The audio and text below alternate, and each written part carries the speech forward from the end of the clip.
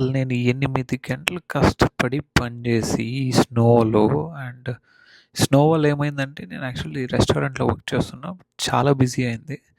ఇంత కష్టపడి వచ్చి ఇంకా హ్యాపీగా ఎళ్లి పనుకుందాం అనే టైంలో ఇది చూడంగానే నాకు స్నో కూడా ఎంత భయపెట్టలేదు యాక్చువల్లీ నాకు. అసలు ఈ హోమ్‌లెస్ పీపుల్ అసలు లోపలికెలా వచ్చారో కూడా తెలీదు నాకసలు.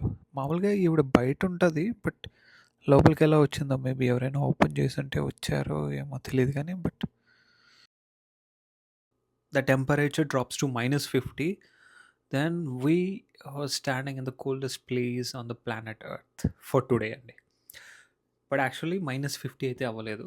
సో మార్నింగ్ అంటే యాక్చువల్లీ నాది నైట్ షిఫ్ట్ అనమాట. సో నా షిఫ్ట్ టైమింగ్స్ వచ్చి evening evening 6 to morning 3 actually. So నేను లేసే టయానికైతే ఈవినింగ్ 5కి ద టెంపరేచర్ వాస్ 14 డిగ్రీస్ అండి.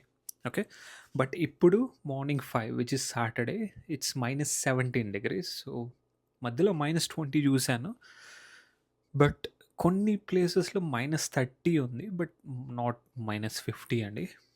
To be frank I was highly disappointed అండి. నేనైతే చాలా ఎక్స్‌పెక్ట్ చేశాను. Like I was expecting -50.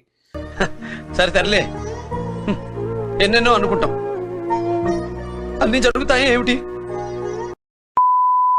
So actually కొత్తగా వస్తున్న students intake this January intake students 2026 January intake స్టూడెంట్స్‌కి this is gonna be hard అండి. Like ఇప్పుడే వచ్చారు, పార్ట్ టైమ్స్ సెర్చ్ చేసుకోవాలా అండ్ నెక్స్ట్ ఫోన్స్ గానీ ఫస్ట్ చాలామంది ఎలా ప్లాన్ చేస్తారంటే ఇక్కడొచ్చి జాకెట్స్ తీసుకుందాం అనేసి ప్లాన్ చేస్తారు. ఎందుకంటే ఇండియాలో తీసుకున్నది ఇక్కడికొచ్చిన తర్వాత అంత టెంపరేచర్ హోల్డ్ అవుతుందా లేదా? లైక్ ఇక్కడొచ్చి తీసుకోవడం బెస్ట్ అనుకోని వస్తారు.